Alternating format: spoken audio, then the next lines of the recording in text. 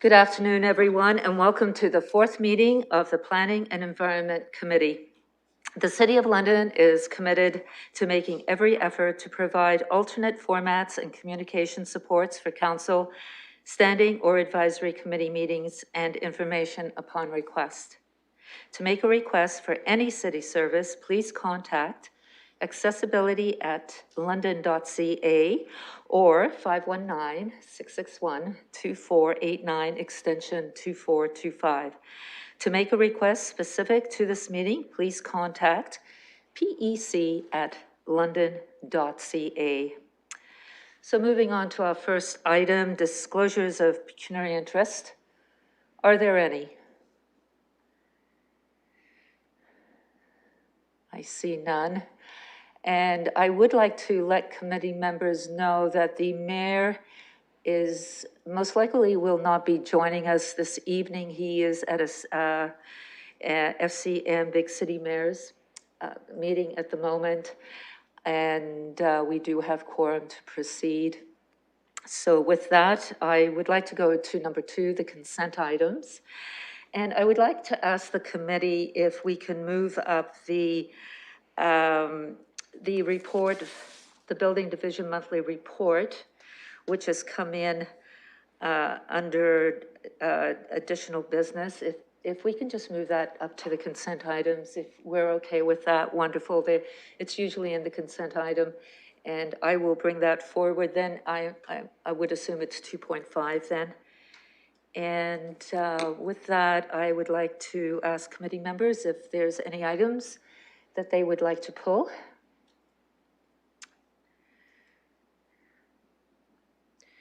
I see none.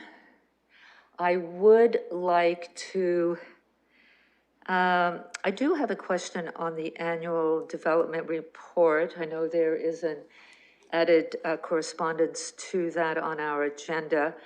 I would like to, I don't know if I should pull it. If committee members would allow me just to ask a question, but I'm more than happy to pull 2.1 as well as the Building Division Monthly Report. I do have a question on that one as well. So, Councillor Lehman? From my perspective, I've got some questions and comments about the development report, but I don't need it pulled. Okay. You know, I'm comfortable just putting it on the floor and, all right, and talking about it. Okay, so I see we have agreement with all consent items 2.1 to 2.5, which is the last edition of the December Building Division Monthly Report.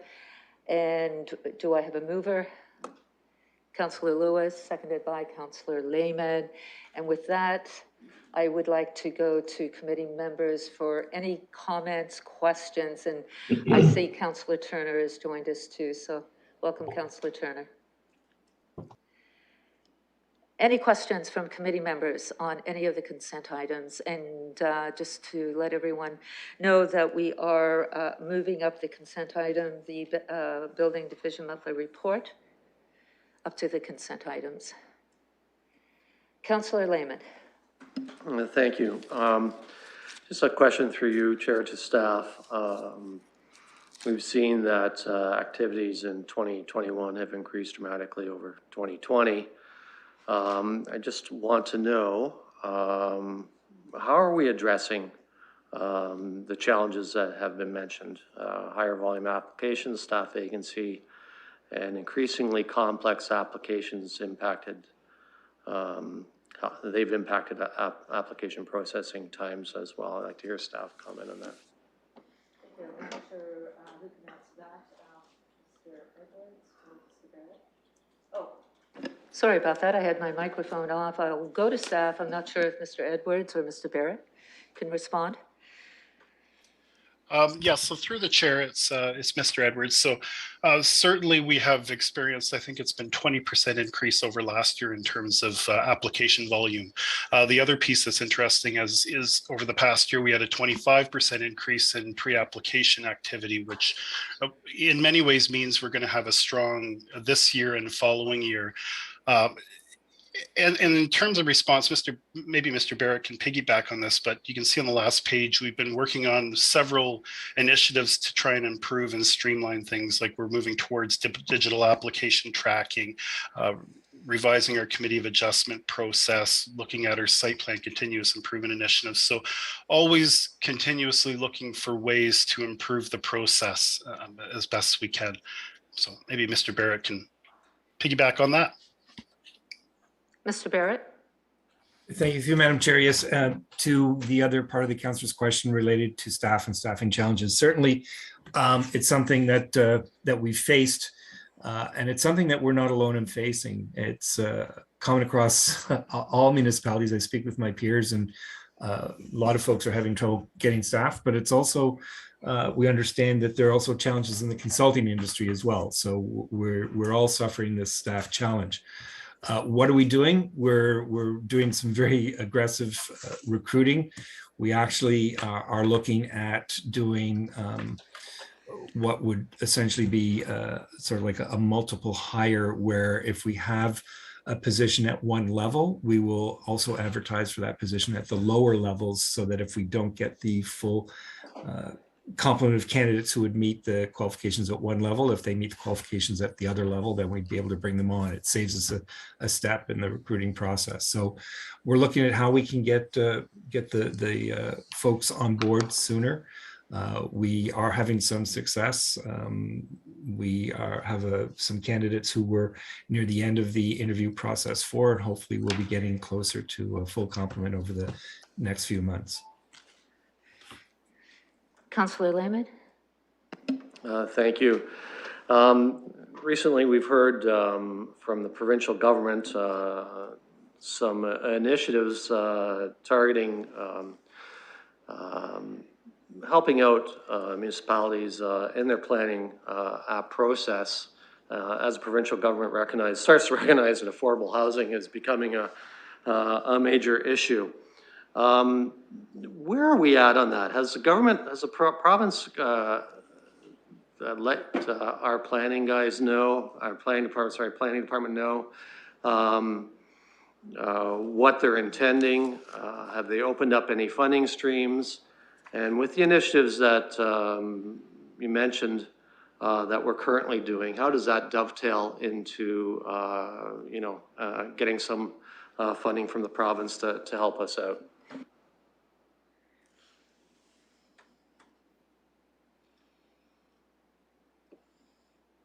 If I can go to staff on this one.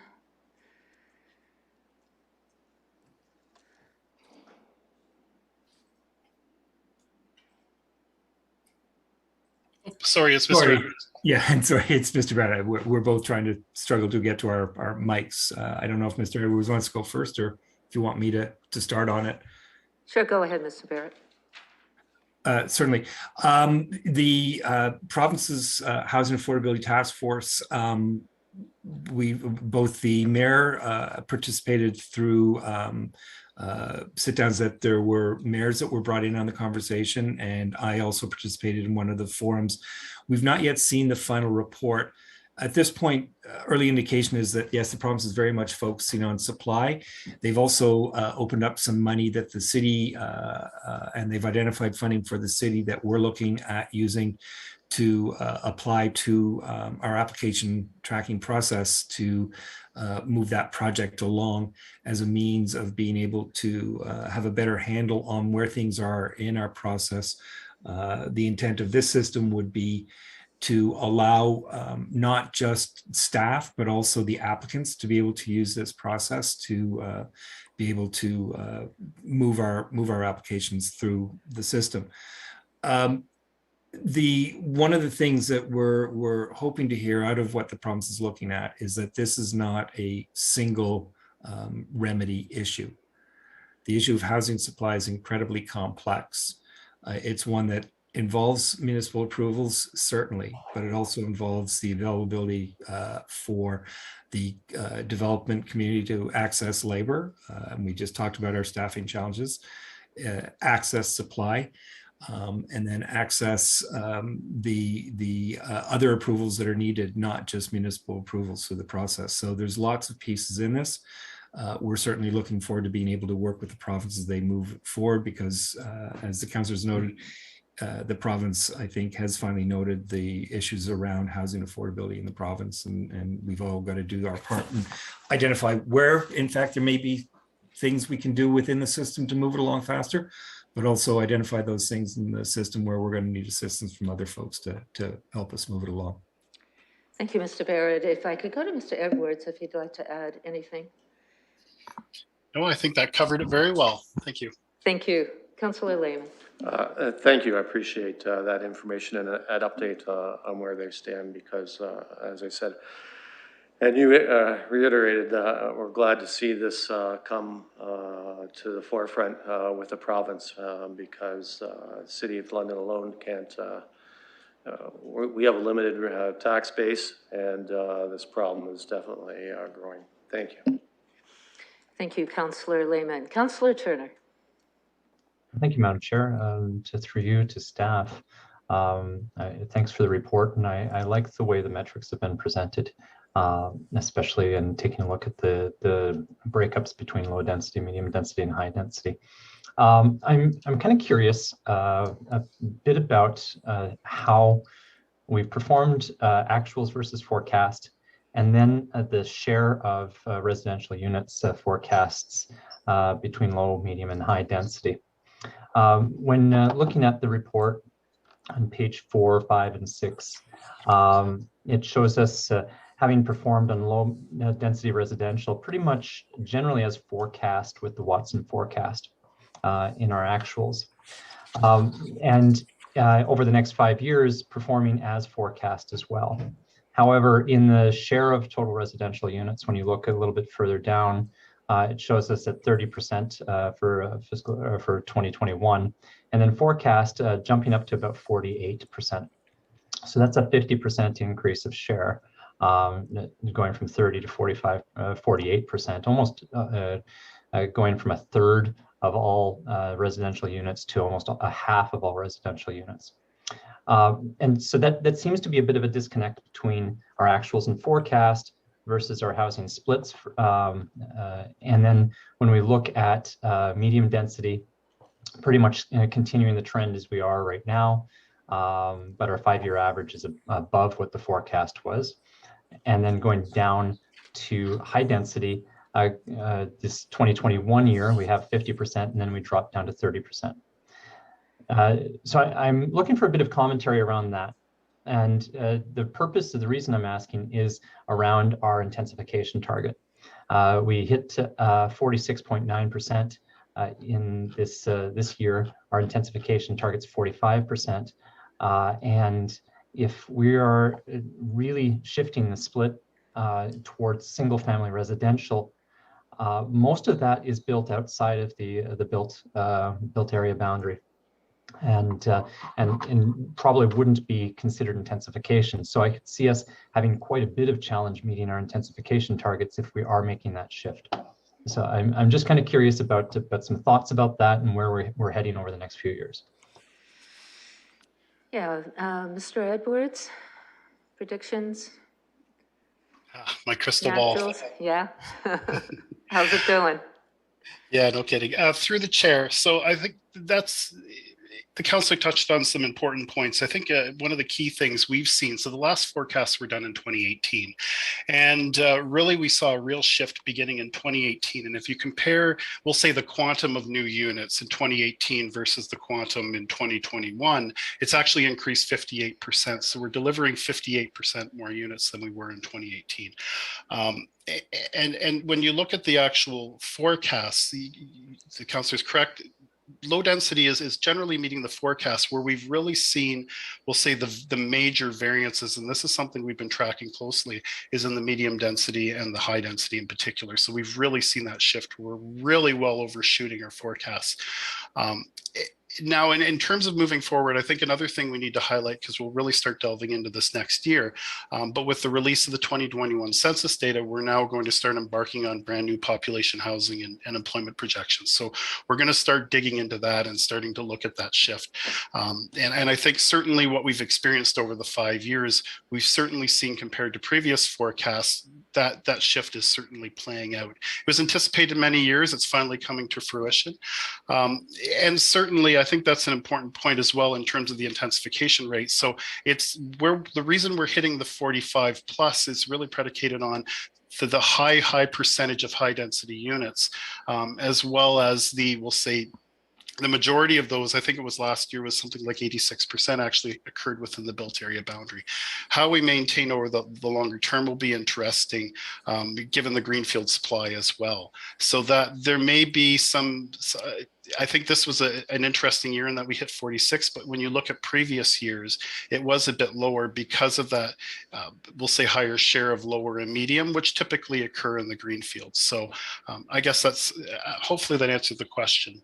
I think I caught it, but if there's any follow-up, much appreciated. Thank you. Councillor Turner. Thank you, through you, Madam Chair, Mr. Edwards. Appreciate it. Yeah, mostly I was looking for commentary on this, and you provided that. I think my concern is that if we realize that shift to that degree from high density to low density, that we're going to have a really hard time meeting our intensification targets. And I'd imagine that the reason we've seen high density performance is in part because of some of the policy tools in place, whether that's development charge rebates or policy areas or transit corridors and things like that. Are we anticipating that that's going to kind of cool off over the next few years?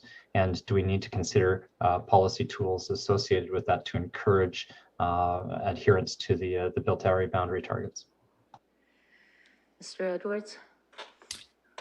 Through the chair, I think when we look at what's happening both within current applications and pre-applications, that trend towards high density is certainly still there and will take us, I think, probably over the next, we'll say, 2 to 5 years.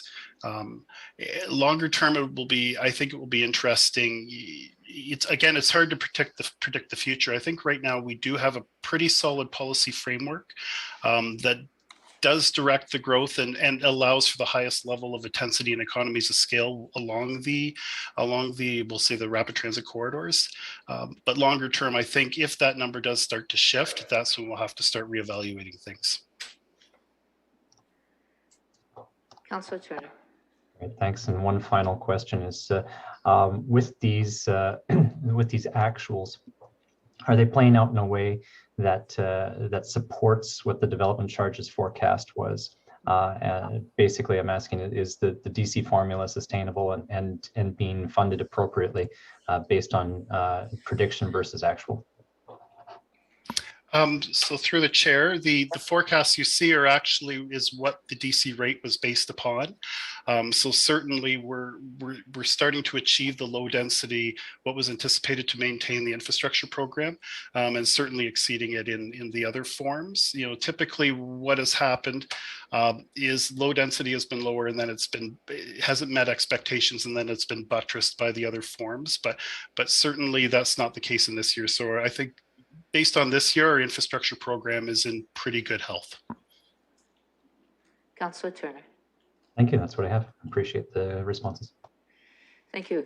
Any other questions from committee members on 2.1? This is, we are receiving information on the 2021 annual development report. Councillor Lehman. Thank you. And this question, I fully realize that staff might not want to move in camera to answer this or not, I don't know, but I'll leave it with them. Seeing the industrial development growth curve, we seem to have a good trend line going here. I think one of our successes that London has done has been having an industrial land bank with land ready to go for business considering London. I know with this recent activity, it's had an impact on that land bank. And so I want to ask staff, what shape are we in? Do we need to acquire more land for the anticipated growth, in the next 5 years? As it relates to industrial land? Correct, yeah, as it relates to the land bank specifically. If I can go to staff. So through the chair, maybe I'll take a first crack at this. Certainly, I think as part of, like I was talking about, we'll be updating our forecasts and in this year. And as part of that forecast, we'll also be looking at our land supply. So I'm anticipating by the end of this year into next year, we'll have a better handle on the actual employment land supply. I don't have those numbers available at my fingertips, but I just want to say as part of an upcoming review, we'll be reassessing that in a much more comprehensive way. Councillor Lane. Okay, great. Thank you. I look forward to hearing that. Yeah, thank you for the questions committee. And if committee allow me to just make a quick question, and it's basically reviewing what's already being said when it comes to updating projections. We've heard the consensus, the land supply. I'm wondering to staff if there's anything else that we can be doing when it comes to updating projections. Mr. Edwards? Mr. Barrett? So, through the chair. So I think there's multitude of steps here. And the first step we're going to look at is reviewing our populations and updating our population and employment projections. And really that comes out of a lot of the statistics that'll come through the 2021 census data. So as that becomes available, that's sort of our first step. And then we've got the baseline information, a lot of the inputs to be able to develop comprehensive projections. From there, we'll be updating our land supply as well over this year and into next, and then coming together with basically a comprehensive report in the probably early middle part of next year when we pull those two strands together. Thank you. Any other questions from committee members on any other item? I will then, if the committee will allow me, just to go to the Building Division monthly report. I'd like to go to Mr. Koukouris on that report for a few comments as we approach another year exceeding $1 billion in construction values. I wonder if staff can make a comment. Thank you very much, Madam Chair. And through you first, I'd like to thank you for moving our item to the consent items. And secondly, 6 years ago, when we first in our report showed that we hit over $1.1 billion in the total construction value, if you were to ask me back then if we were going to see this for another 5 more years, that's something I would have said that we would never see it ever again. So to our surprise, here we are 6 years in a row now, exceeding $1 billion in total construction value. And last year, with $1.63 billion, that was an all-time record. But we don't just have that record, we have 3 more to advise committee. The number of townhouse units that were issued last year, 891, is also an all-time record, as is the total number of dwelling units created as a result of permit issuance, which reached 3,999 last year. Again, another all-time record. And the fourth record, something we typically don't talk about a lot, is related to pool fence permits, which there again, 377 permits issued last year.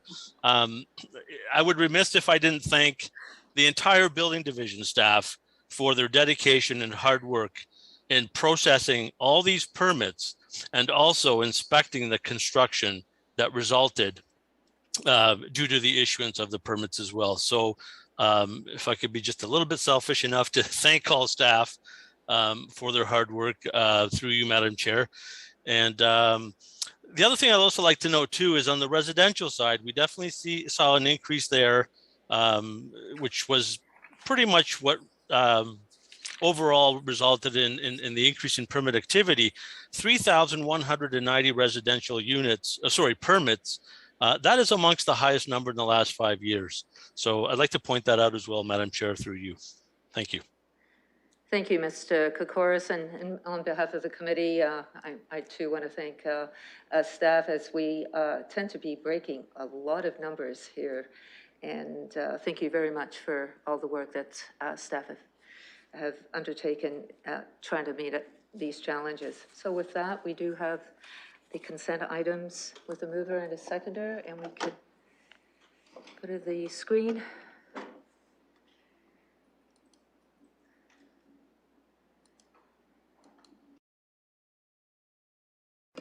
Closing the vote, the motion carries 5-0. On to our scheduled items. 3.1 is a public participation meeting for 2624 Jackson Road and 1635 Commissioners Road East. I am looking to open up the public participation meeting. Councillor Lehman, seconded by Councillor Hillier.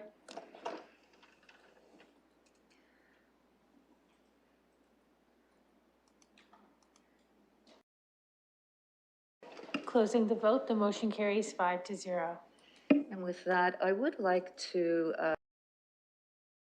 Mr. Moultrie, just for a very brief verbal comment. I think this is a zoning amendment on the 18 lots. If I can have a brief comment from staff. Thank you, Madam Chair. I can provide with a very brief overview, if you like.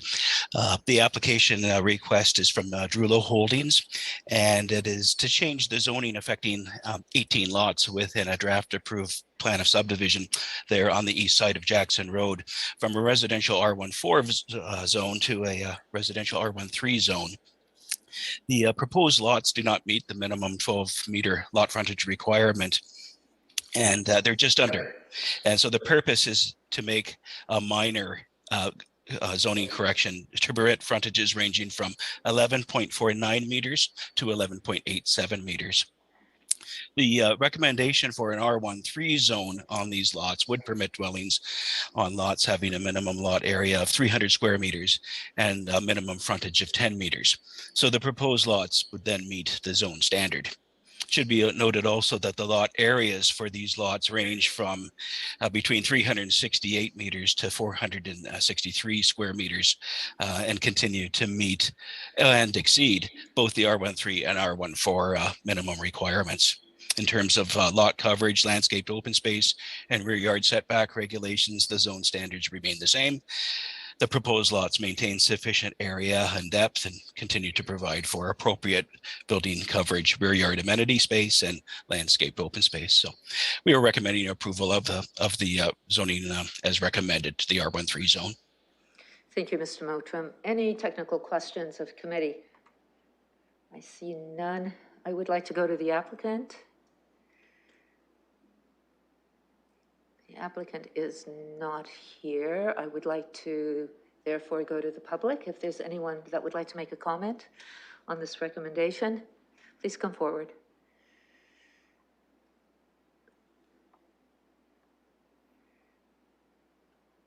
And I'll ask one more time, if there's anyone here from the public that would like to make a comment, please come forward. I see and hear none, so I will go to committee to close the public participation. Moved by Councillor Lehman, seconded by Councillor Hillier.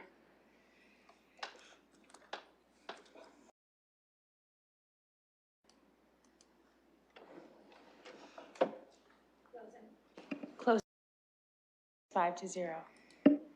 Any comments from the committee?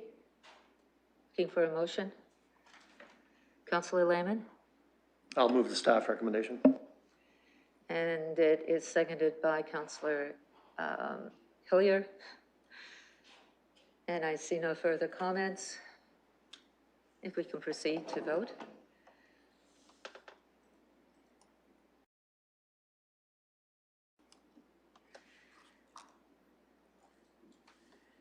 Closing the vote, the motion carries 5-0. Thank you. 2, which is a public participation meeting for 475 Gray Street. I'm looking for a mover to open up the PPM. Councillor Hillier, seconded by Councillor Turner.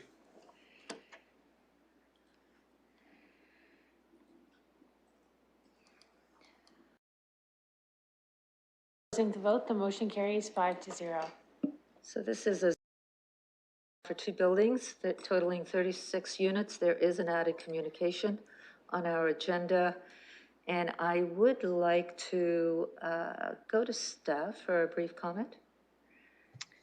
Thank you. Good afternoon, Chair Hopkins, member of Planning and Environment Committee, staff, and members of the audience. Through you, Chair Hopkins, this is Laurel Davie Snyder, Planning and Economic Services and Supports for item 3.2, which is found on page 67 of your agenda package. This is a requested amendment to the zoning bylaw and 1989 official plan for 475 Gray Street as Chair Hopkins summarized.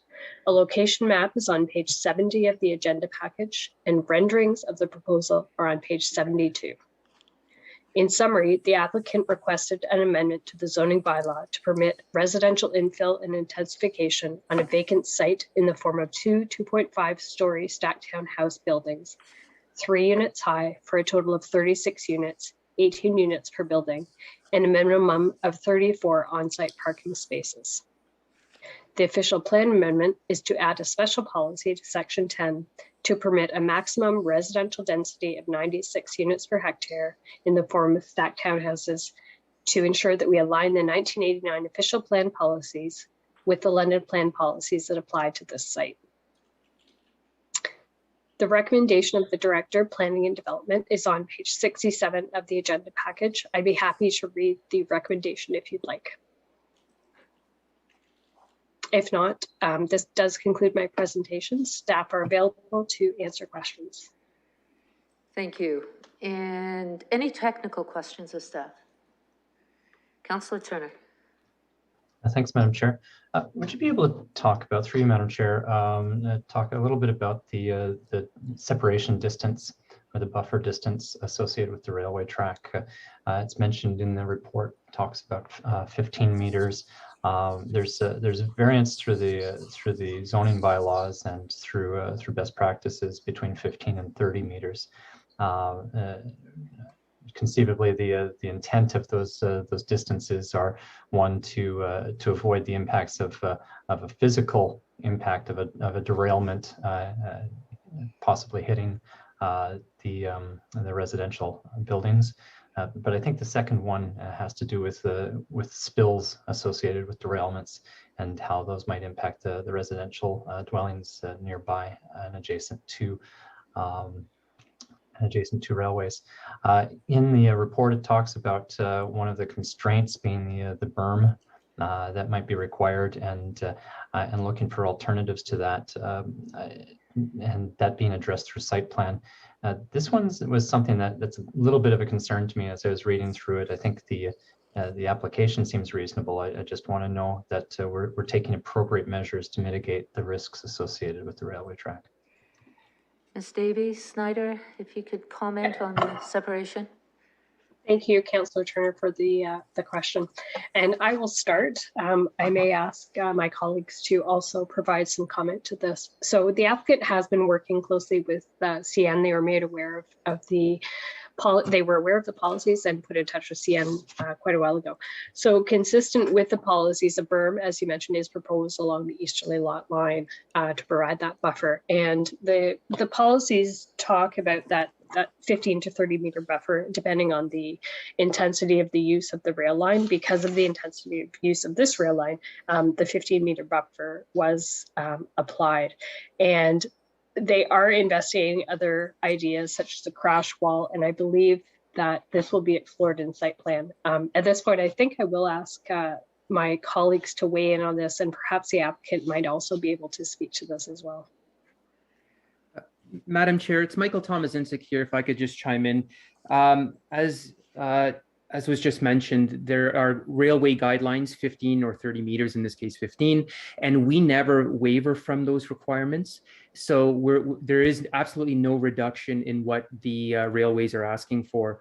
As the councillor noted, though, there are opportunities to build a crash wall, which would reduce that standard. But again, those are at following railway guidelines, and we certainly won't reduce those guidelines any more than is suggested by the railway. Councillor Turner. Thank you, through you, Madam Chair. I appreciate the responses from both. So just to be clear, it sounded like the solution that will be brought through site plan will be one that's worked on in concert with the railway.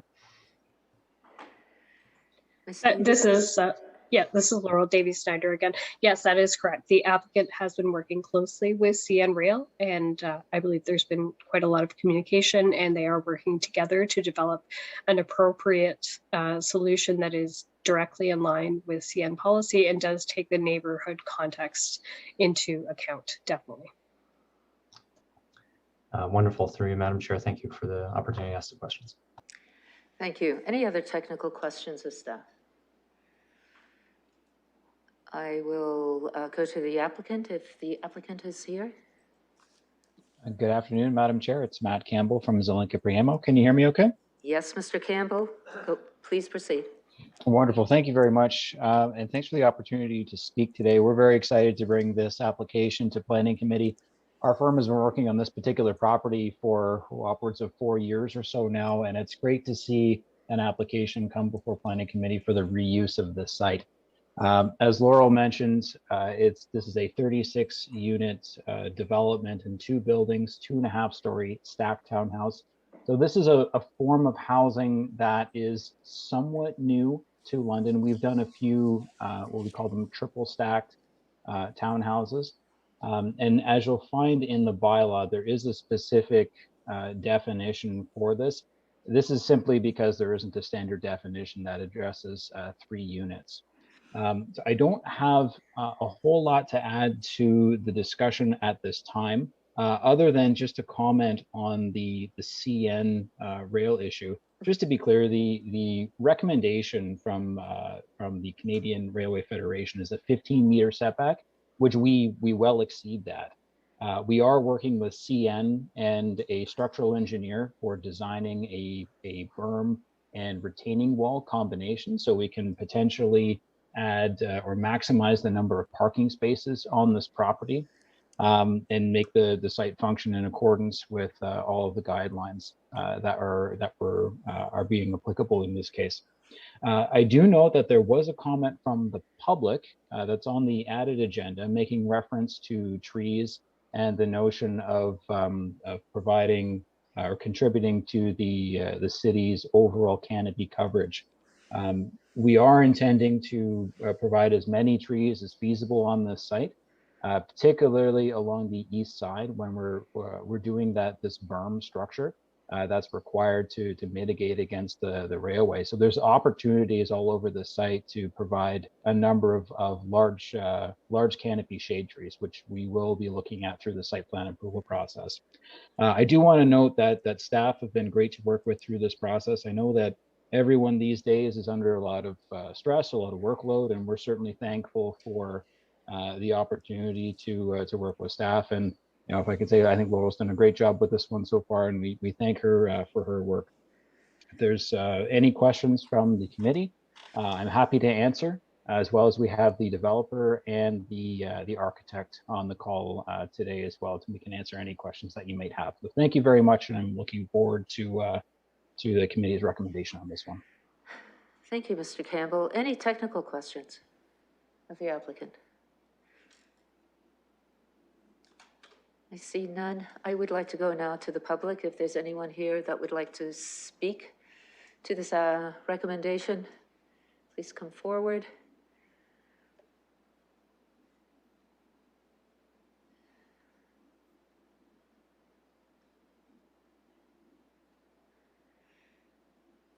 And I'll ask one more time if there's anyone here from the public that would like to speak to this application. I hear and see none, so I will go to committee to close the public participation. Councillor Turner, seconded by Councillor Hillier.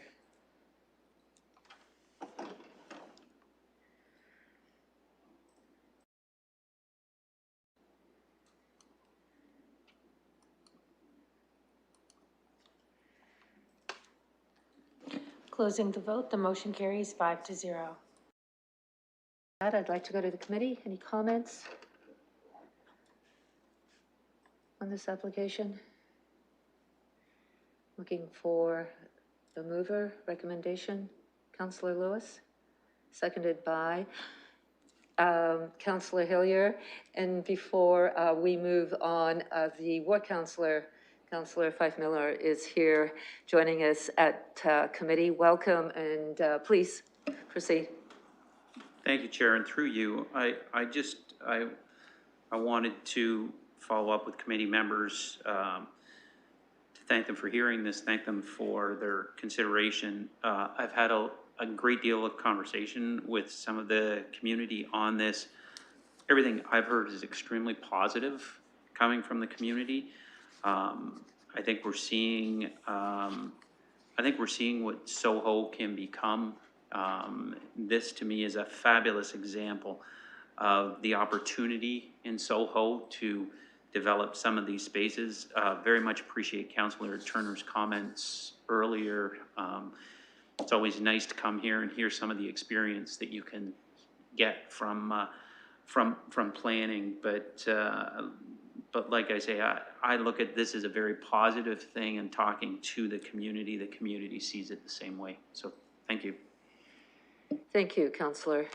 And we do have a motion. Councillor Turner. Thanks. Just like to echo Councillor Miller's comments on this. I think this is exactly the type of development we try to encourage. Vacant properties right in the middle of residential areas that have the opportunity to be developed. There's a lot of exciting things going on in the Soho area, and this really helps contribute to the addition of good housing within the area. The Victoria Hospital lands will be an exciting endeavor as well. So good to see investment happening in the neighborhood, and a lot of attention to good design, and at the same time, it's not over intensification. This is gentle. It's right sized, and I'm again thankful to staff for providing the assurances that those safety measures will be taken as well for the residents. Thank you, Councillor Turner. And with that, we do have a motion. If we can proceed.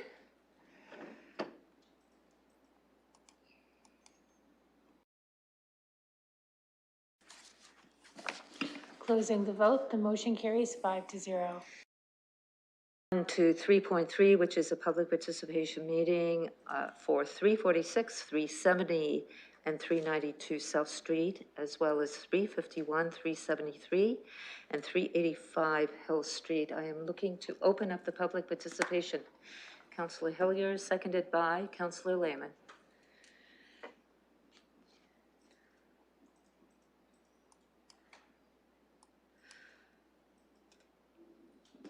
Closing the vote.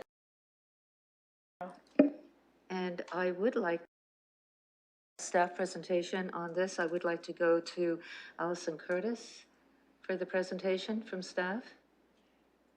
Good afternoon. Through you, Chair Hopkins, this is Allison Curtis on behalf of Planning and Development for item 3.3, which is found on page 104 of the agenda package.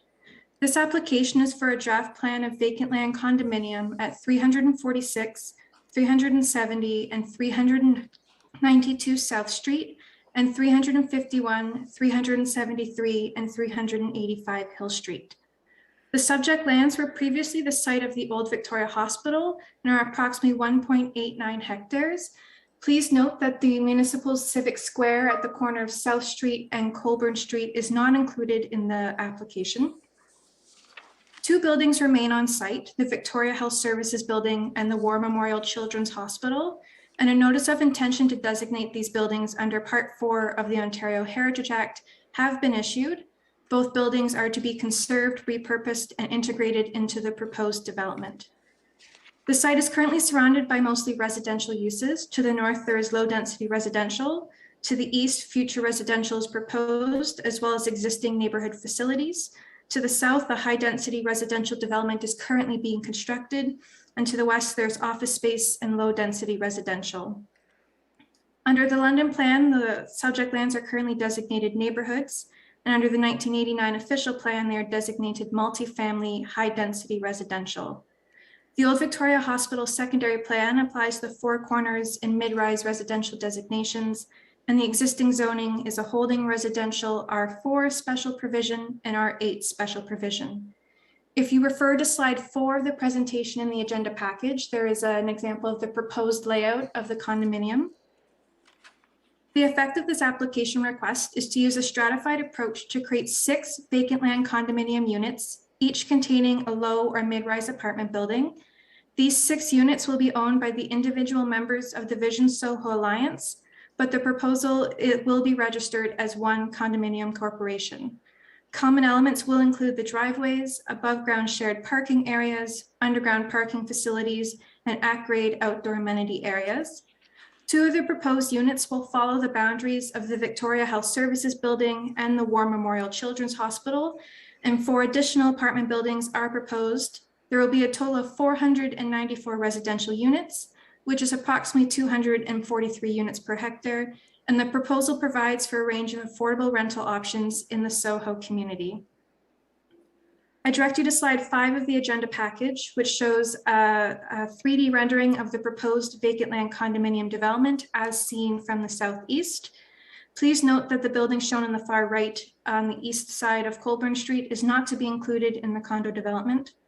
And the following slide shows the proposed underground parking to be constructed under the 4 new buildings that would be included in the common element.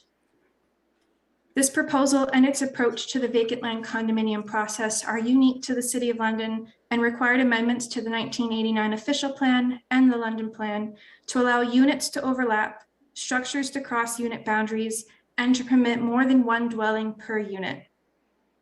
This approach was chosen by the applicant as it was a simpler, more efficient process that allowed for flexibility in unit boundaries and provided a clear statutory framework to ensure both the obligation and ability to enforce requirements for the repair and maintenance of units and common elements. It should be noted that the City of London requires the applicants to register easements over the Soho civic space for the Zarin building on the west side of the civic space and the War Memorial Children's Hospital on the north side as their entrances abut the civic square. The easements are required for access, maintenance, and liability purposes. Staff's recommendation is that the Planning and Environment Committee advise the approval authority of any issues, if any, raised at the public meeting with respect to the application for draft plan of vacant land condominium and the site plan approval application relating to the subject lands. This concludes staff's presentation, and staff are available to answer and address any questions you may have. Thank you. Thank you, Ms. Curtis. Any technical questions of staff? I see none. Is the applicant here? Yes, good afternoon, Madam Chair, members of the committee. It's Harry Frucios from Zelinka Priamo, speaking to you this afternoon on behalf of Vision Soho Alliance, and also in attendance with me this afternoon is Laura Gurr from Cohen Hiley Lawyers. She actually has done most of the work on this one and will be able to answer any questions, any technical questions that you may have on this application. I did want to thank Allison and staff for bringing this application forward this afternoon in a very timely manner. We've been working very well with staff. As you are aware, we were in front of Planning Committee back in November of last year, requesting amendments to the official plan and zoning bylaw, as well as site plan approval for this development. And at that point in time, we had established the site-specific policies to allow the vacant land condo process to proceed to where we are this afternoon. Really, we're here just to answer any questions you may have, Madam Chair, and we look forward to moving forward with this exciting application. Thank you. Thank you. Any technical questions of the applicant? I see none. I'd like to now go to the public for comments.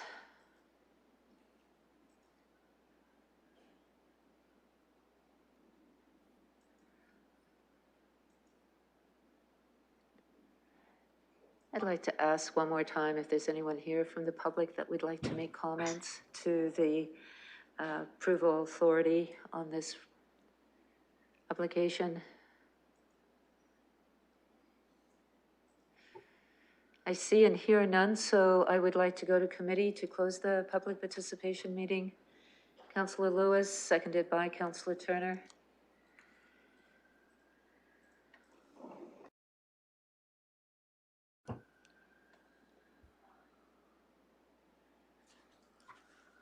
Closing the vote, the motion carries 5-0. And I'd like to go to the committee for any comments. Councillor Turner. Thanks, Madam Chair. Thanks to staff and the applicant for bringing this forward. It's long awaited and exciting. I remember when we were first elected in 2014, this was a brand new item and one of the first things we addressed, and we had to struggle with the question of what buildings we could retain on the sites of the old Victoria Hospital grounds. I'm very pleased to see the retention of these 2 buildings and incorporated into the proposal. I think the absence of presenters from the community tonight is actually not indicative of a lack of interest, but more indicative of the fact that this was a very thorough community-driven process. And quite a lot of interest in trying to address that mid-rise right scale for the neighborhood, and there was a very significant interest in making sure that these properties provided affordable housing for the community as well. When you have large parcels like this, both on the north and south sides of South Street, there's a very real risk of gentrification, and I think the consortium does a lot of work to try and avoid that. This is neighborhood improvement and enhancement without creating that big risk of pricing out the residents in their own neighborhoods. And so I'm very happy to see all of that. I think what's proposed here is very reflective of what the community process envisioned. And I'm very happy to see it move forward. I do have a question though, based on what we're seeing here, and perhaps it was answered in the report and I missed it.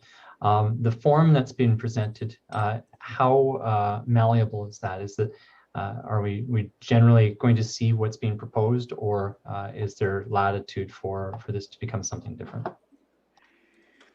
Through you, Madam Chair, the application is currently in for site plan approval, and we're actually near the very end of site plan approval. So what you see there is generally should be in line with what the site plans show right now. There's been no major deviation from that. Councillor Miller. Mr. Frusios, thank you. That's appreciated. I figured that's where we were at. I just wanted to reconfirm that. So that's good news. Thank you very much. Thank you. Any other comments from committee members before I go to the Council of the Ward? I will go to the Council of the Ward. Welcome again, Councillor Fife Miller.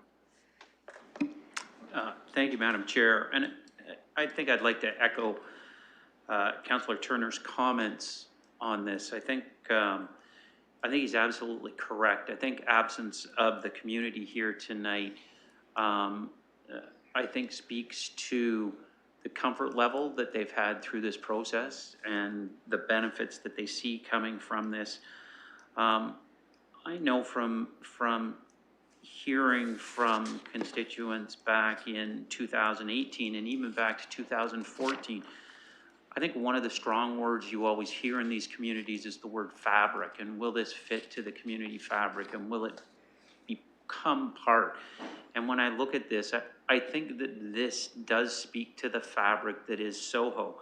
Gentrification is always a concern, but I think when we see this completed, I do think that this is going to be beneficial to the Soho community as a whole, and will be beneficial to the neighborhood. So again, I think this has been an exceptional opportunity. I thank council for the years of work that they've done on this to get it to this point, to recognize the 2 heritage properties on this property and ensure that they are maintained for generations to come is exceptional. So thank you.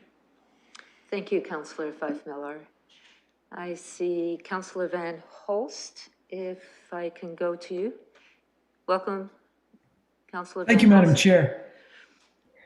I want to say how impressed I am with the cooperation that's taken place to put this plan together and how quickly it's manifested. I think it's very, it looks great. It's exciting, as my colleagues have said, and I'm very, very pleased with what I see, and much looking forward to the work getting started. So thank you for everyone, to everyone for the work that's been done here, and of course to the committee. Thank you, Councillor Van Holst. Any other comments? If the committee will allow me, I'd like to make a brief comment and from the chair, and I really want to thank the applicant, staff, and the community. This is just a great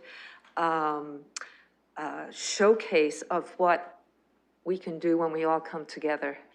And it's providing that mid-rise where we don't see too often mid-rise developments, and it's great to see the affordable housing, the uniqueness of this. And Councillor Turner, I remember 7 years or so ago, starting the conversation on what was going to happen on these lands. And there was so much work that the previous council had done and leading into where we are today. So just great job all around, and really want to thank everyone for the great work in allowing for these units of affordable housing to come forward in redeveloping a much needed area in our city. So with that, is there a motion?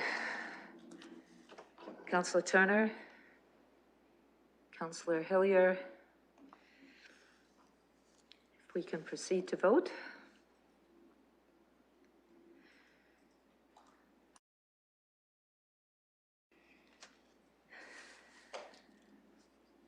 Closing the vote, the motion carries 5-0. Thank you. Moving on to items for direction for on inclusionary zoning. And we do have a staff presentation as well as the consultant presenting here.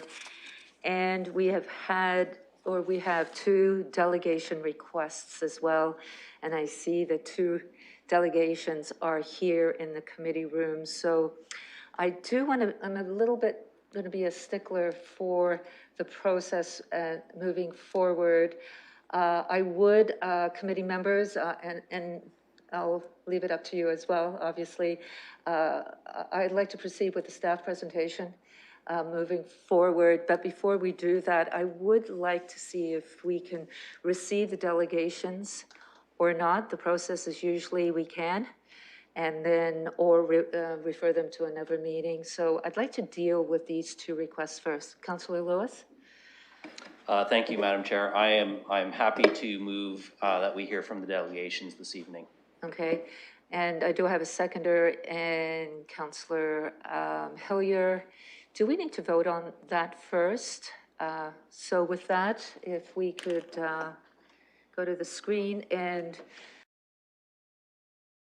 delegations, and I guess I should be specific. One is Mr. Wallace, of course, from the London Development Institute, and the other one is Mr. Zafman from the London Home Builders Association. Closing the vote, the motion carries 5-0. So we've received the delegations. I would like to proceed now to go to staff for the presentation. And I know the presentation may be lengthy as well. There's always an opportunity to have an extension.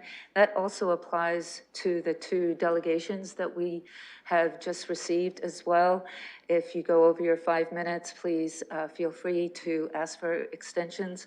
But for now, I would like to go to staff. And to start off the presentation, I'd like to go to Mr. Adama. Thank you, Madam Chair. So yeah, my name is Justin Adama, Manager, Long Range Planning and Research, and we're very happy to be here today to present this update report on inclusionary zoning. This is a review that's been underway for some time now. We do have two presentations for you tonight. First, Travis Macbeth, who is a senior planner in Long Range Planning and Research, will provide an update on our review as well as the next steps for this project. And then Nick Michael, who's a partner with Enberry Lyon Consultants, will present his preliminary findings. Mr. Michael's firm has been retained to complete an assessment report, including a feasibility analysis for inclusionary zoning in London. There is a lot of important information contained in these presentations. So before I ask Mr. Macbeth to begin, I wonder if we can request the extension to the 5-minute time limit at this time so that he and Mr. Michael can continue uninterrupted. Okay, this is a request to extend This feels weird because this is not a public participation meeting as well. So I do want to make sure we do follow a process here. So there is a request from staff and the consultant to continue an extension if they do go past their 5 minutes. Councillor Turner. Yes. I've got a seconder. Councillor Lewis.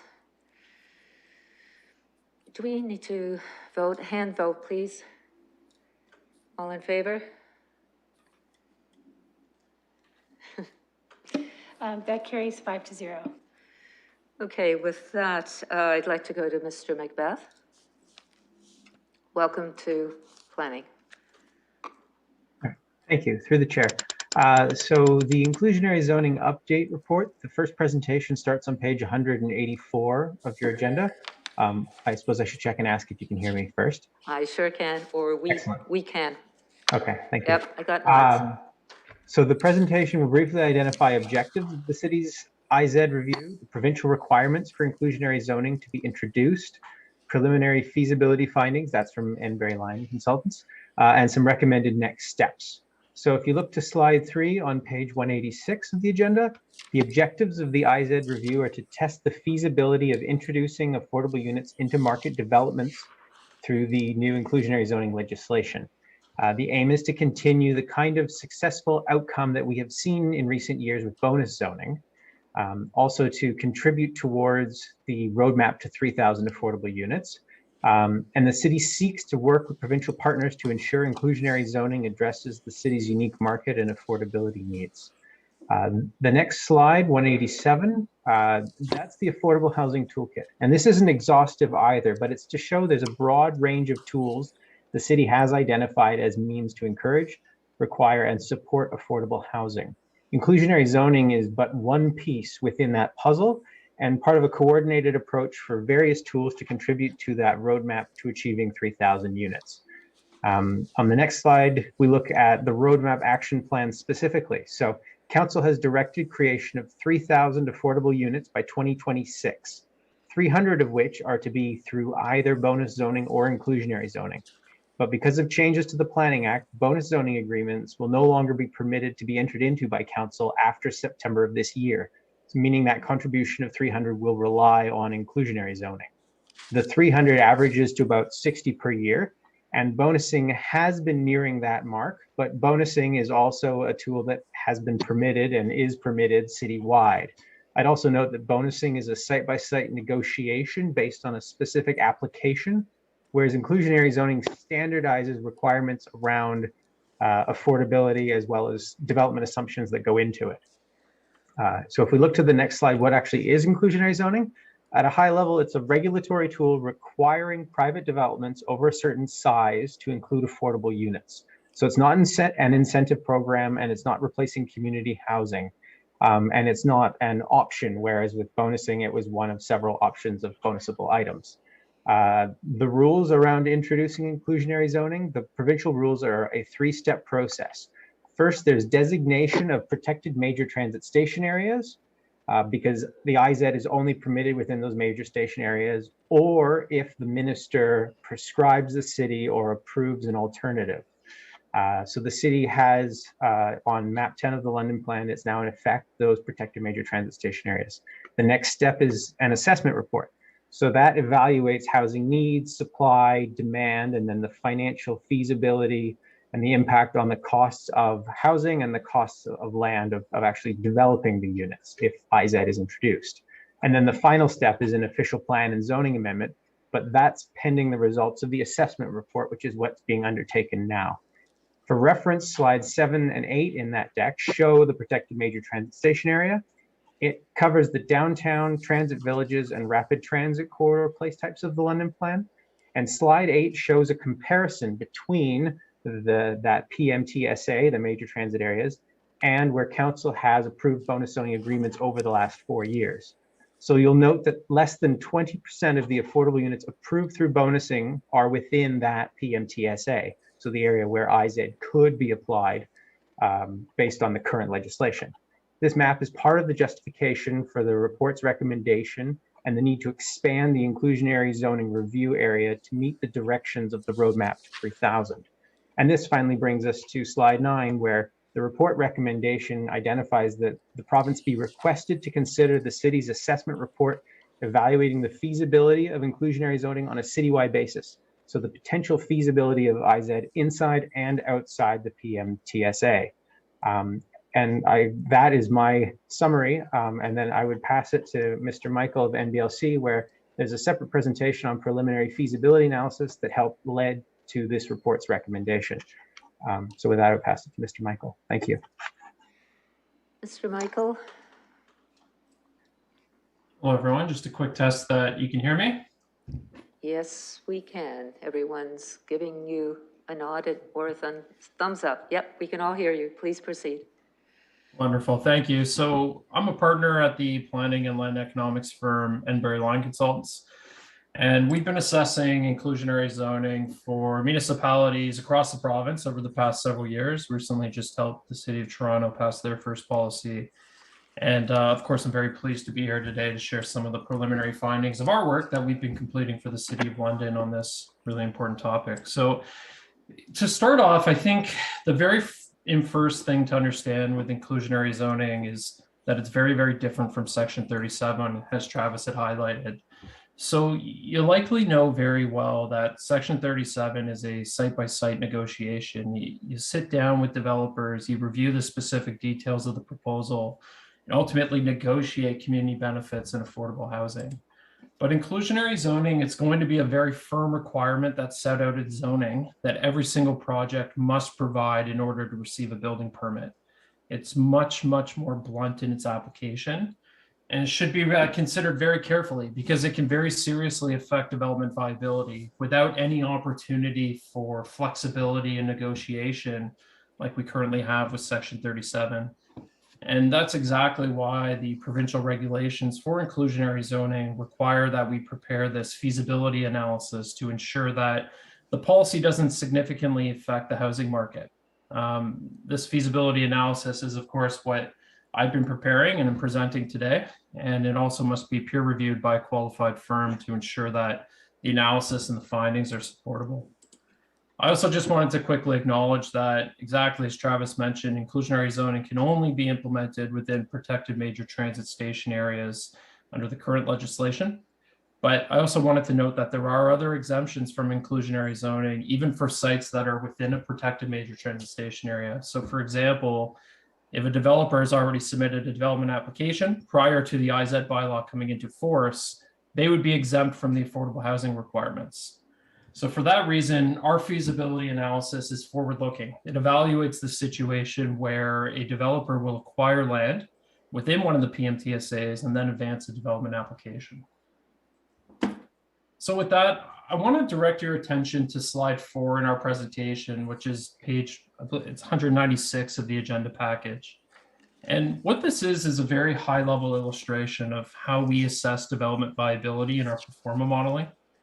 So what we've done here is, we've looked at a development concept in each of the PMTSAs, which was developed by staff. And we've taken these concepts. So for example, a 20-story building, I think, is on the slide here, which is just for illustration. And we assess it through a pro forma, which we structure as a residual land value analysis. As land economists, we then assess these land values to understand order of magnitude, viability, and market impacts.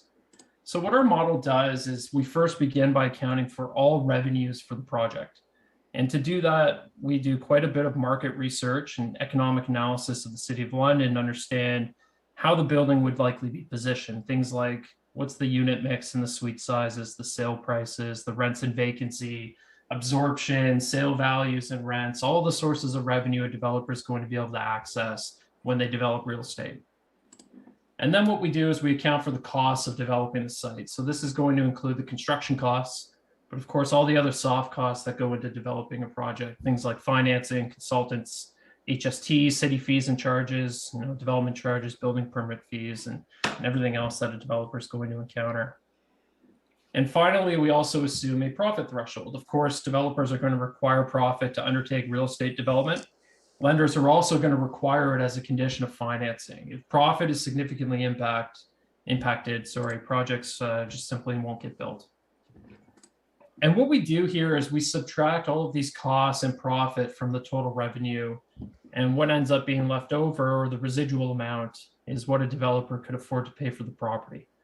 And that's the variable that we're solving for and that we're primarily concerned with. And what happens here when inclusionary zoning is introduced is that revenues are reduced. And of course they are. You're charging less for the units than market rates. And with lower revenues but similar costs, land values ultimately adjust downward to reflect this impact. Sometimes we hear from various stakeholders and the public that market pricing would have to adjust upwards to offset inclusionary zoning. But that assumes that developers are not already charging what the market will bear, which is of course not true. Developers do a lot of research to determine the prices that they can sell and lease for, which is of course based on the conditions of supply and demand in the market. And if there is an opportunity to raise prices, developers are going to do that regardless of any shifts in cost or policy. Rather, we see land values and just development viability in general get impacted from a policy like inclusionary zoning. So moving on to slide 5 of our deck, it's the next page, page 197 of the agenda package. I just wanted to quickly highlight how our analysis was framed. And I'm using the downtown density assumptions here for illustration. And what I'll be showing is the land value that's supported by a 20-story building at full market rates, which is the standard maximum height permitted in the London plan. Then the value supported when bonus density is granted, again at 100% full market rates. And then finally, the land value supported with the bonus density, but inclusionary zoning also applied. And ideally, what we want to see here is we want to see the land value increase beyond those base permissions with the bonus density and the IZ requirements applied. If that doesn't happen, our perspective is that the developer would not be incented to pursue the bonus density, and they would therefore just build the 20-story building or not at all, which is of course not what we want, because now you won't get any affordable housing through inclusionary zoning. But of course, it also reduces supply more generally, which will make affordability in the city worse. The best policy outcome is that developers pursue the bonus density, giving us more supply to balance pricing conditions. Sorry, I heard a noise there. While also providing some affordable housing through inclusionary zoning. So with that in mind, I've highlighted some of these considerations in some graphics, which are on the following 3 slides of our presentation. And just beginning with slide 6, which is page 198 of the agenda package. This is really what we're looking for. This is a viable outcome. We have the land value increasing as we add bonus density and then coming down with inclusionary zoning layered on, but still remaining well above the value at base permissions. In this situation, despite the requirement for inclusionary zoning, we can say a developer would remain incentivized to pursue the additional density and provide affordable housing through inclusionary zoning. In other words, you're getting additional density, which is adding value, and some of that value is being offset through the requirement to provide some affordable housing. On the next page, 199 of the agenda package, we see the same thing happening. We have a nice pop in land value when we apply the bonus density, but then the inclusionary zoning requirement reduces the land value below the base permissions. So in this situation, the IZ requirement is too onerous. A developer would be unlikely to pursue that additional density, instead choosing to build a 20-story building where inclusionary zoning wouldn't apply, or they wouldn't build at all. So in this situation, density is very much clearly still an incentive. However, inclusionary zoning policy is just too onerous. So a response here could be to reduce the IZ requirement, increase the bonus density, or introduce a financial incentive to further offset the impact. And then finally, on page 200 of the agenda package, we see something else playing out, where the added density, it's not adding value, which can be due to a whole number of different factors that we highlight in our report. I think the one thing to take away here is the notion that additional density, it certainly does not always yield additional value, especially if the market is modest or risky, or additional density carries extraordinary costs, for example, like the requirement to provide underground parking. So in this example, density itself is not a major incentive, meaning other strategies like financial tools might be needed to support a viable inclusionary zoning policy. And just before I move on to some of the key findings of the work, I just wanted to briefly hit on some of the guiding principles of our IZ work. This represents the advice that we give to municipalities who are looking to implement an IZ policy, and they're on slide 9. And page 201 of the agenda package. And first and foremost, IZ should absolutely not affect the supply of market housing. We often see this desire for a very strong IZ policy, but if you kill the market, you're going to reduce supply in general and not secure affordable housing, which of course is going to collectively make affordability in the city much worse. IZ should be looked at as just one tool that's available to deliver affordable housing rather than the silver bullet. Second, the policy should be informed by current market conditions and conservative but reasonable assumptions of where we think the market is heading. If we develop the policy based on assumptions of significant expected market appreciation or major improvements due to future transit investment like you have here with your BRT, but we don't end up seeing that appreciation or market improvement, that's going to be a big problem. Rather, the way that we tend to look at this is we should continually check in on market conditions and reevaluate the policy as the market shifts. So this might involve starting with a very modest IZ policy or perhaps the inclusion of incentives, and then slowly increase the policy over time or take those incentives away as the market shifts and changes. Also, I just wanted to remind everyone again, I know I mentioned this, but inclusionary zoning is a blunt instrument relative to Section 37 negotiations. You have to be really careful with its implementation. IZ might work for some developments, but not for others. Every single project is unique. So if it's introduced, you might see some types of projects become infeasible. It's therefore important to consider a wide variety of possible outcomes to ensure that the policy is flexible enough to avoid this issue. And finally, a little bit related to the previous point, but again, our analysis is forward-looking. We're primarily assessing the situation where developers are acquiring land and developing housing. Certainly, there may be situations where developers own the site for many years, maybe even decades, and they may be able to absorb the impact of IZ without any issue. But if we created a policy that only allows developers who already own land to advance a project, we're completely precluding the opportunity for anyone who needs to acquire a site to do the same. It's also likely that many of these existing landowners would be exempt from inclusionary zoning anyway if they submitted a development application before the bylaw came into force. So with that, really what we've found is a few key findings that will impact the implementation of an inclusionary zoning policy in London.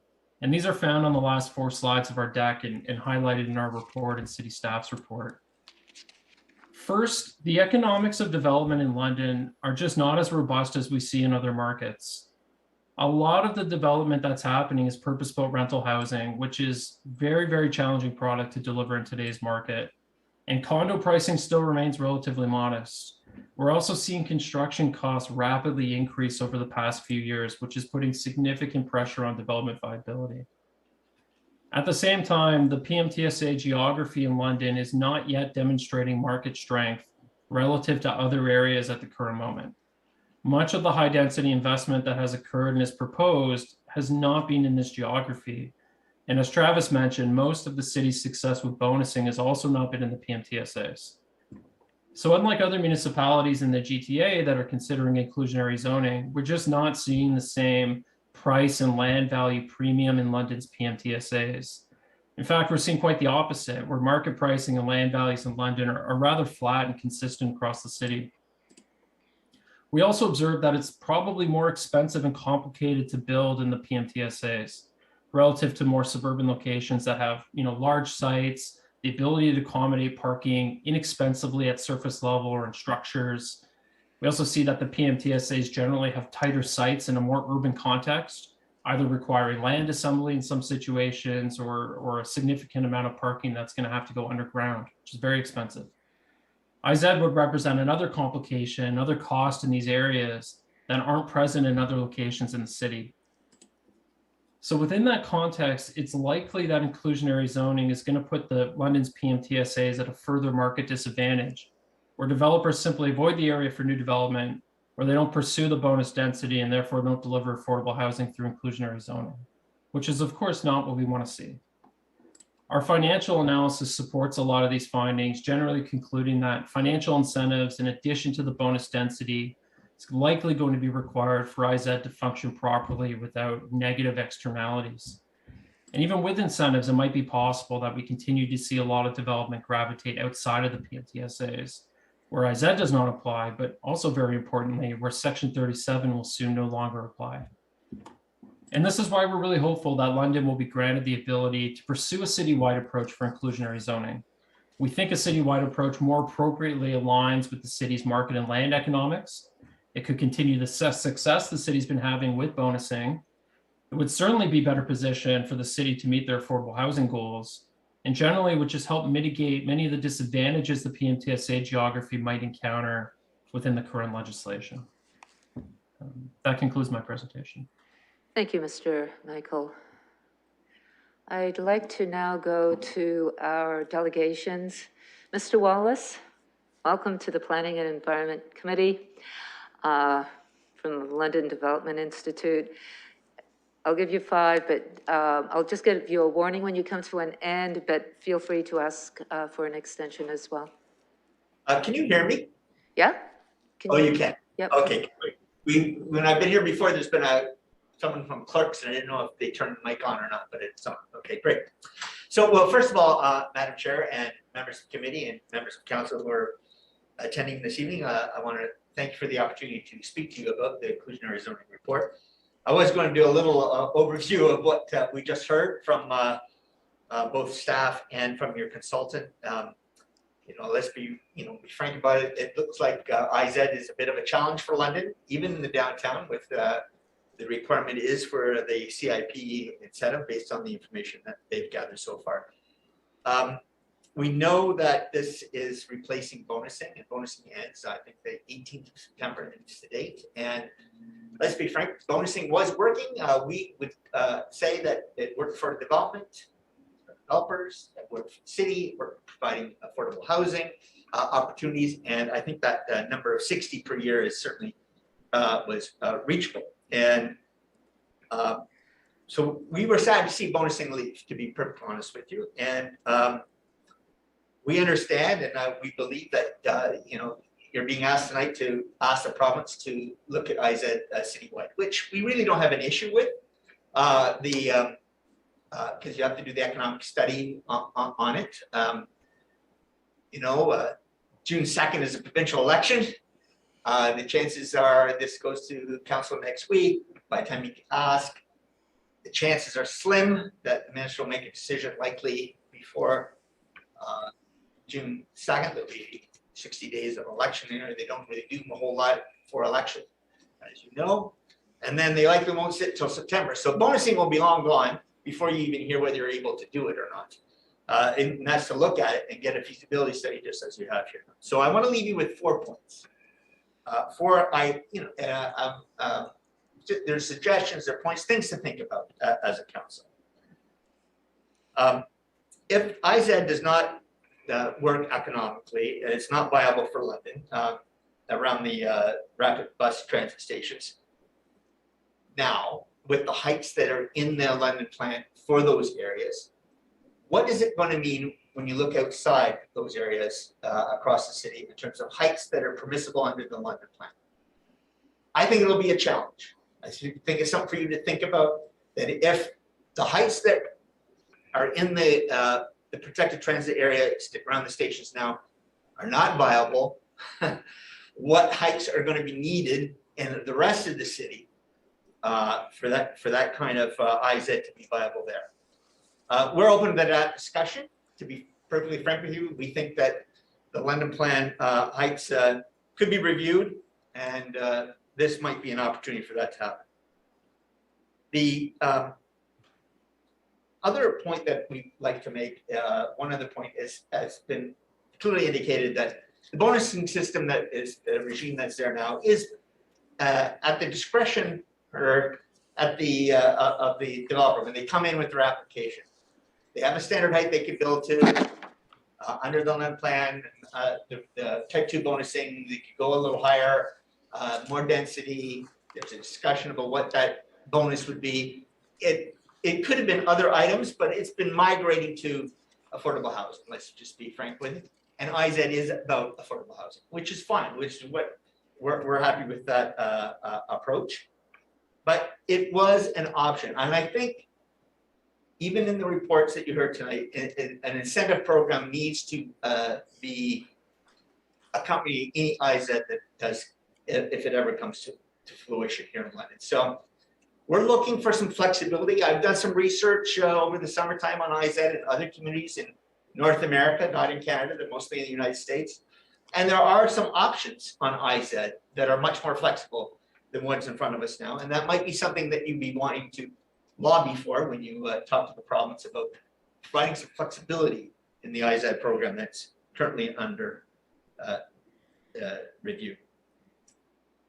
The one thing that we need to remind ourselves about is, look, it makes sense that IZ can work around the subway station, maybe a GO Transit station, but it just does not work in other smaller urban centers.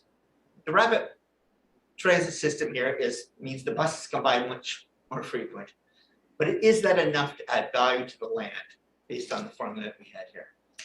My suggestion is that we liked bonusing, GTAH did not, bonusing left. The province in the past has got legislation, whether it's the Green Belt, whether it's places to grow legislation. I think as part of the city's lobbying effort, you should be lobbying for either changes to the Planning Act or additional legislation that affect urban areas outside the GTA. One size does not fit all. And as an organization, we'd be happy to join you on lobbying that they need to look at what works for municipalities outside the Greater Toronto Area in Hamilton and have the legislation apply there. Mr. Wallace, sorry to interrupt, but I do have to ask the committee. No, I don't want to rush. I would like to go to the committee and just ask them for an extension, just so we can follow the process. Councillor Lewis is moving that. I need a seconder, and Councillor Lehman. We can do a hand vote for an extension. Please. Closing the vote, the motion carries 5-0. Please proceed. Thank you, Madam Chair. I got one more item. The final thing is that the other thing that we don't understand at this point, and obviously it's early in the process, is that if you ask your staff, bonusing as it was applied here in London was, I think, 100% with purpose-built rental high-rise. I don't think there was bonusing for any other type of structure. I think when it becomes, and even for downtown, for less assuming IZ maybe comes downtown with the CHIP program and everything else, but how does private ownership fit into an IZ program? It's a little bit trickier, I noticed, in other communities, and it's something we haven't really discussed, but you buy a condominium here in downtown, how does the IZ program work with that type of ownership? So I think it's something we need to work on as we go forward, and because our industry would like to know that, of course. So finally, Madam Chair, thank you very much for the time. Look, our industry, our group, LDI, speaking on behalf of LDI, we are more than willing to be happy to be at the table to talk to the city staff, council, about other opportunities, whether it's through the Planning Act or other methods, to get to our final goal. Our goal here is 60 units a year, providing affordable housing. If IZ is not the answer for London, maybe there's other ways of us achieving that. That's what we should be working on. And I thank you for your time today. Thank you, Mr. Wallace. I'd like to ask Mr. Zafman, welcome to the Planning and Environment Committee. You have up to 5 minutes on behalf of you're representing the London Home Builders Association. Congratulations on your new role. Mr. Zafman, it's great to see you again. Welcome. Well, thank you, Madam Chair, and thank you. Good evening, Madam Chair and committee members. Very much appreciate the opportunity to speak to you this evening on this important topic.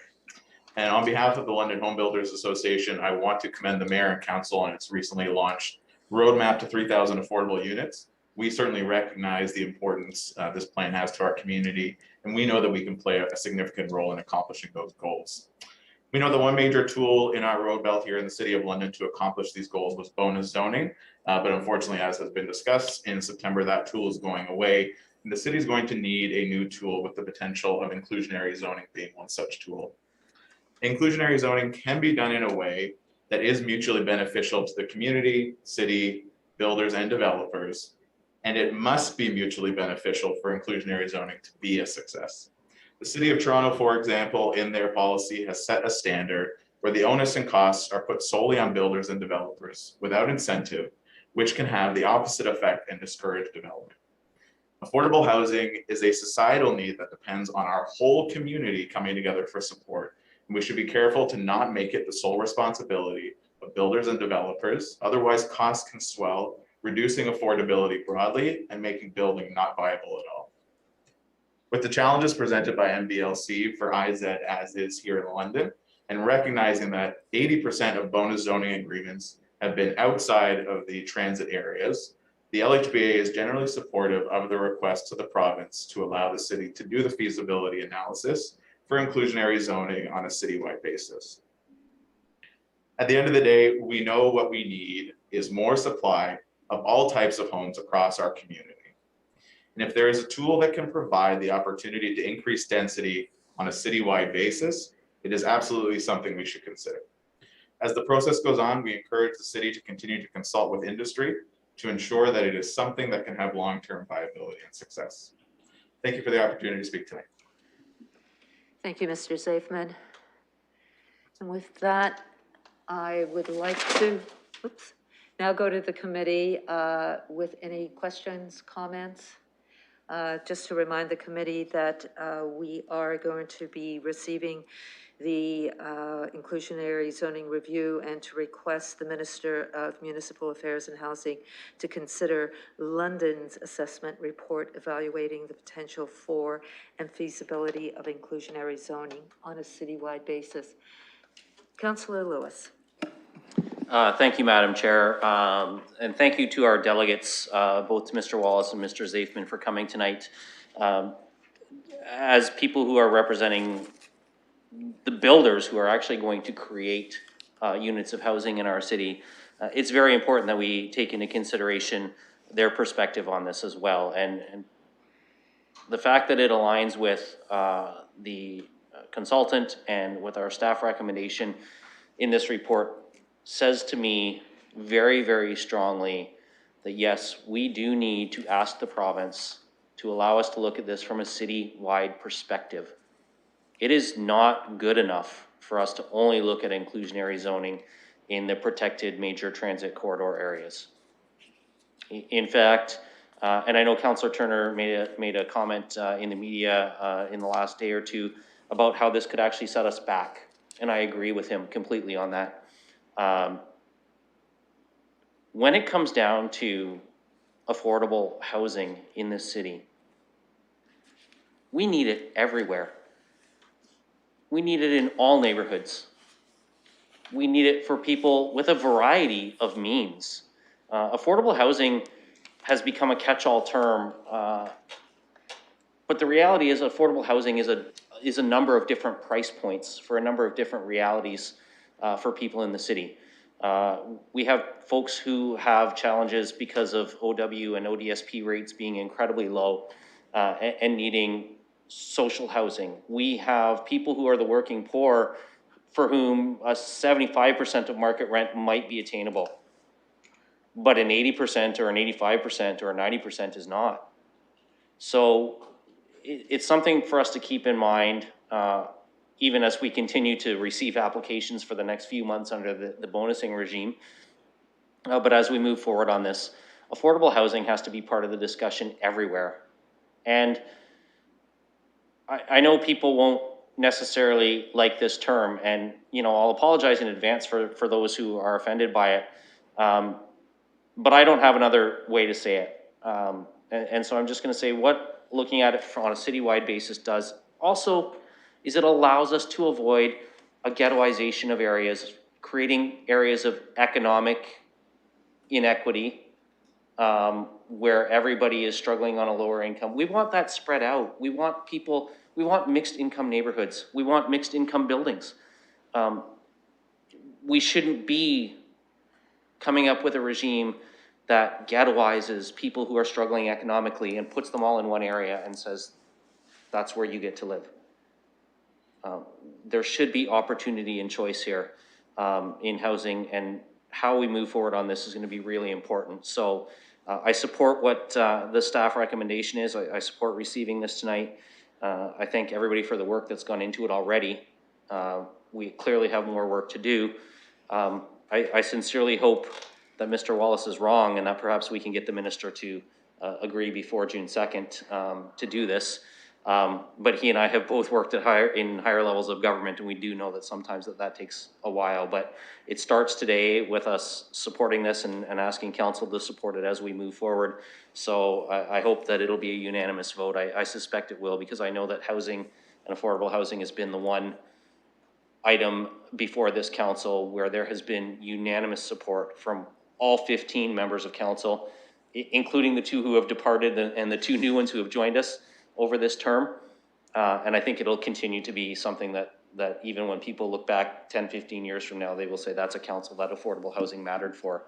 And we can emphasize that again tonight by supporting this and going back to the province and saying, let us apply it citywide. Thank you, Councillor Lewis. Councillor Lehman. Thank you. I thank staff for taking this initiative and for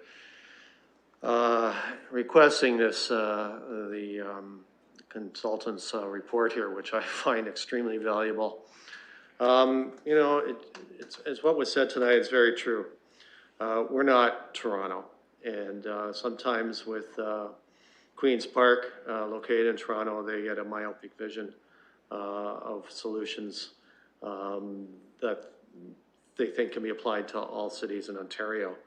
While we're not a big city like Toronto, we do have the same challenge, and that's affordable housing. When I first heard that bonusing was going to be replaced with IZs in very specific areas, I immediately was concerned that, boy, that really restricts a lot of places for development. And would definitely have an impact on leverage we have to get to where we need to go for affordable housing. What I didn't see or didn't imagine that really struck me in the report is a possibility that developers would avoid the PMTSA geography locations entirely. So we would even see less housing developed in the very areas that were envisioned when transit plans came through. You can't ignore economic realities. I think as far as the province being open to requests from London, on that front, I think, as I said earlier tonight, I think we'll find a more receptive audience there than I think we might have had even in a year ago. Affordability, housing and affordability has dramatically moved up to the top of concerns, both not just at municipal level, but provincial level and federally. This is a Canada-wide problem that all cities are trying to deal with. What we're asking the province to do is to recognize that London has its own unique characteristic. And if we are to achieve the goal that we all want of providing housing in a more equitable manner, we have to have the tools that work for London. So again, I thank staff for going down this path, and for the NBLC for presenting a really excellent report with a lot of good information in it for us as we move forward. And I hope we do go down this road. Thank you. Thank you, Councillor Lehman. Councillor Turner. Thank you, Madam Chair, and thanks to our delegations for their presentations today. It's very helpful. I'll echo Councillor Lewis's comments about this GTHA policies applied to the rest of Ontario, it doesn't work. And I think it's really important that we continue to be vocal about how we can work with industry to make sure that we address the housing needs of our municipality in a way that that reflects the way our municipality and our the industries here work. Back when I believe it was Bill 108 was circulated for public comment, the environmental registry closed, and then 24 hours after the portal closed, the bill received royal assent, which to me said that the province was not listening at all to any of the comments that were being received from any of the stakeholders across the province. They knew what they were going to do, and they did it. And that included the removal of some significant inclusionary zoning tools that the previous government had written into the planning policies for municipalities to use. So now we find ourselves here where significant amounts of work have to be done to make the case. Fair enough, let's do that. Let's go forward. But I'll point out to everyone that paragraph 517 in the London plan states a target of 25% of new housing in aggregate is to be affordable to low and moderate income households as defined by the provincial policy statements in this plan. 25%. So if we were to take a look at the reports that we had at the beginning of this meeting, there were 3,999 to be exact, new units brought on to market through permits last year. If we were to apply the 25% standard to that, that would be 1,000 units. And we're talking about like 60 right now with inclusionary zoning. So to illustrate the magnitude of the challenge ahead of us and to get to our targets of 25%, we've got to do a lot of work. And to be constrained solely to the primary major transit areas is significantly impairing to our ability to deliver on that commitment. So it won't hurt to ask. I'm concerned about what the response will be, but hopefully if the minister and the government are sincere in their desire to increase housing affordability and availability, then they will listen with open ears to the request that we're making of them to identify areas that we can help to address some of these concerns. So I certainly support this going forward. I would hope that should the government change during the consideration of this request, that it be just considered standard, that this could be resubmitted to the new government at that time as well. Thank you, Councillor Turner. Is there anyone else that would like to make comments? Councillor Van Holst? Thank you, Madam Chair. And it seems like the inclusionary zoning is like a bonusing program that applies only to the bonuses of affordable housing. And I wanted to ask how much flexibility is there for us to set up that program?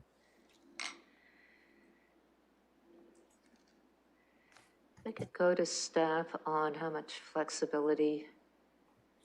Through the chair, maybe I'll just take the first cut at that. It's very, very much prescribed as to what IZ can do, and it is only to affordable housing. So it's not like, and I believe Mr. Wallace alluded to that in his presentation, it's not like bonusing where there were other public facilities or matters that could be considered in exchange. IZ refers and applies only to the provision of affordable housing. Councillor? Okay, thank you. I appreciate the response. However, I realize that it's only for affordable housing, but I wanted to know how we might avoid some of the downfalls of that were described. Essentially, the developers deciding to build more or not to put in affordable housing because it's not worth it to them. How much flexibility do we have on overall for the program as we set it up for the city? and then how much flexibility is there on an individual site-by-site basis in terms of coming up with a negotiation? Is there that possibility there, or is it are those set in stone as well? I'm looking for a way to avoid some of those unintended consequences that were described. Yeah, I'm not sure if staff was able to understand your bandwidth was coming in and out. So again, you're asking the question about the flexibility on developments. How much do we have when it comes to IZ? So did I generally get that correct, Councillor? Yes, thank you, Madam Chair. Through the chair, it's Travis Macbeth, if I might be able to help here. The IZ regulations do require that when you're adopting your bylaw, you identify percentages of units, percentage of your average market rent, some of those indicators, but you are establishing it for the entirety of that protected major transit station area. So it's not at all site by site. It's been standardized across a much broader area.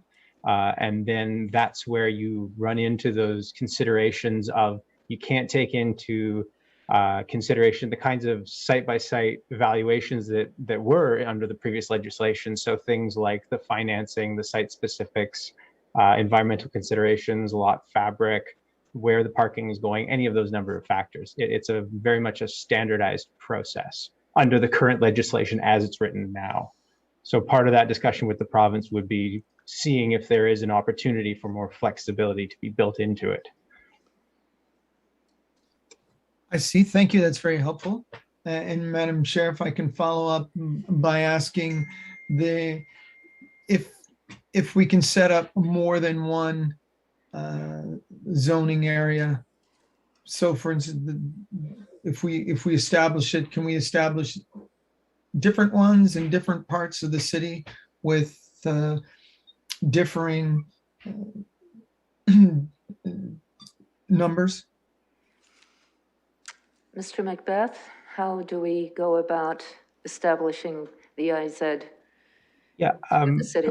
perhaps Mr. Michael from NBLC might have some suggestions with that based on their past experience of taking this through the process to the end. Through the chair, before Mr. Michael chimes in, the requirement of the inclusionary zoning program is that it specifies ahead of any application what the requirements are. I don't see anything in the legislation that would prevent different rates from applying to different areas based on the analysis that is completed. It's just that the rate needs to be set in advance and can't be in response to a specific application. So that's where the rigidity comes in. Okay. Yeah. Sorry, I was just gonna chime in that's absolutely right, Justin. So that the only municipality in Ontario that's implemented inclusionary zoning so far has been Toronto, and they have several different rates applying across the city, which was based on our analysis. So it's essentially based on market strength, because of course a project moving forward in a really high value area like downtown Toronto or Yonge and Eglinton will have a much different capacity to absorb an impact like inclusionary zoning than some of the weaker market areas that still have transit, like Scarborough, for instance, or some of the weaker areas in Etobicoke. We were also able to establish different rates, whether it was a condominium project or a purpose-built rental project, just based on the economics associated with each. So there certainly is flexibility to establish different rates for different parts of the city to account for different market and product offerings, but as Mr. Dama mentioned, that they do have to be established up front, and you lose that ability to negotiate with the developer later in the process, like you have with Section 37, to be able to account for a variety of specific factors. So if you're looking to mitigate some of those negative externalities, that's where things like financial incentives, higher densities, and these types of things could come into play. Thank you, Mr. Michael. Councillor Van Hulst. Thank you, Madam Chair. Thank you. Any other comments from my colleagues? I see none. If the committee just allows me to make a brief comment from the chair here. And first of all, I want to thank the two delegations that we had here, Mr. Wallace and Mr. Zafman. I think I quite agree with you, Mr. Wallace. One size does not fit all. But you, just looking at you, it has reminded me of my happy place when development, community, and the city, we all come together and we all work together. And we are working, and the need is great with the affordable housing. I know housing is important throughout the city, but affordable housing is something that we can't lose sight of. It is a very valuable, we need those tools in our toolbox, and the IZ is going to allow us to do that citywide, of course. For me, it starts here in the City of London. We are coming forward with our own policies, and we're also going on record with the provincial government saying we need affordable housing. We need tools. This is one tool made in London.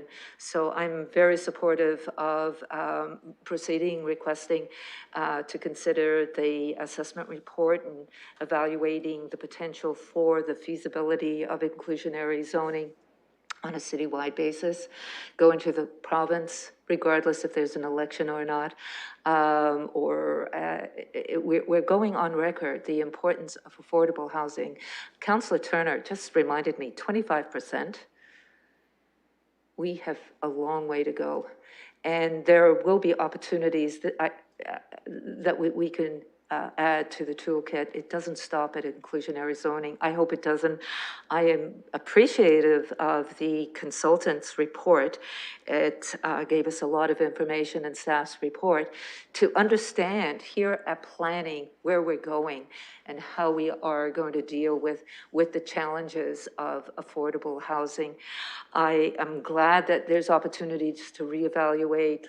Mr. Wallace did talk about other opportunities that still may be available to us, so we should have this open book policy on how we can add more affordable housing here in our city. So with that, I'll go to the committee looking for a recommendation or a motion to support the request to the province, as well as receiving the report. And many thanks to everyone for participating on this very important conversation that we've had here at planning. So I've got a seconder or a mover, Councillor Lewis, seconded by Councillor Lehman.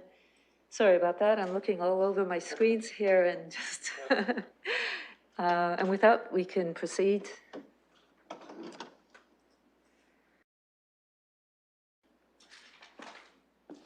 Closing the vote, the motion carries 5-0. And with that, deferral matters, items for direction from anyone? Additional business, sorry. I see none. Go to adjournment, looking for a mover. Councillor Lehman, seconded by Councillor Lewis. Do we do a hand vote or do we hand vote, everyone? We are adjourned. Thanks again.